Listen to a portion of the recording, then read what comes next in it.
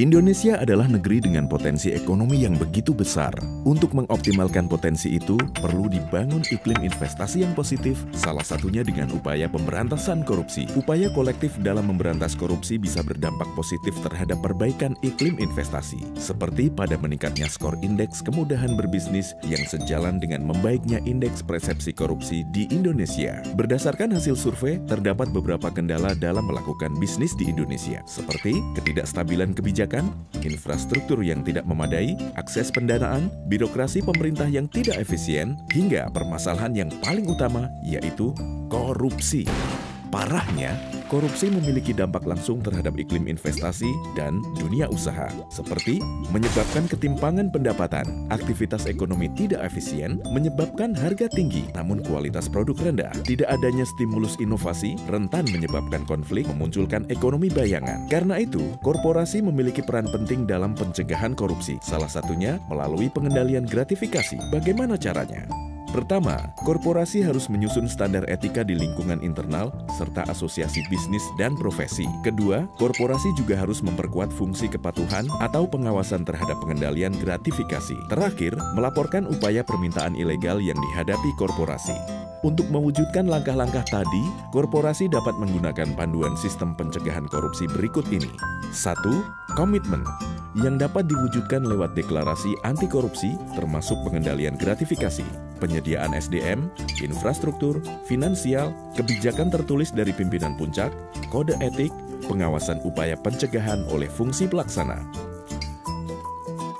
2. Perencanaan yang dapat menjadi bantuan untuk memahami peraturan perundangan yang mengatur pemidanaan dan mengidentifikasi area risiko korupsi yang dapat berdampak bagi korporasi. 3. Pelaksanaan yang meliputi klausul anti korupsi, uji tuntas, pengaturan praktik pemberian, batasan kontribusi dan donasi, penyediaan layanan pengaduan, konflik kepentingan, pengendalian transaksi keuangan, komunikasi, pelatihan. 4. Evaluasi, gunanya untuk mengecek kembali tahapan yang telah dilakukan dari perencanaan hingga pelaksanaan. 5. Perbaikan, perbaikan berkelanjutan dilakukan agar upaya pencegahan korupsi dapat terus berjalan optimal. Adanya sanksi dan penghargaan bertujuan mendorong kepatuhan dan pembangunan integritas. Jika korporasi sudah melakukan upaya pengendalian gratifikasi, akan banyak manfaatnya, seperti dapat menekan dan menurunkan biaya operasional yang tidak resmi. Lalu, penerapan praktek bisnis yang bersih, beretika, transparan, serta konsisten juga diyakini akan meningkatkan kepercayaan investor, mitra, konsumen, dan pemerintah. Dengan terbangunnya sistem dan tata kelola yang bersih, serta dengan berjalannya pengendalian gratifikasi, diharapkan dapat meminimalisir terjadinya kecurangan atau fraud. Tapi, jika langkah pengendalian gratifikasi tadi tidak dilakukan, ada resiko yang menanti korporasi. Korporasi dapat dipidana terkait korupsi apabila memperoleh keuntungan dari tindak pidana korupsi atau bahkan dilakukan untuk kepentingan korporasi, membiarkan terjadinya tindak pidana korupsi, tidak melakukan langkah pencegahan seperti mencegah terjadinya dampak yang lebih besar atau memastikan kepatuhan terhadap ketentuan hukum. Korporasi pun harus siap mendapat sanksi pidana berupa uang pengganti, denda, rampasan harta kekayaan, pencabutan izin, pembekuan, hingga pembubaran.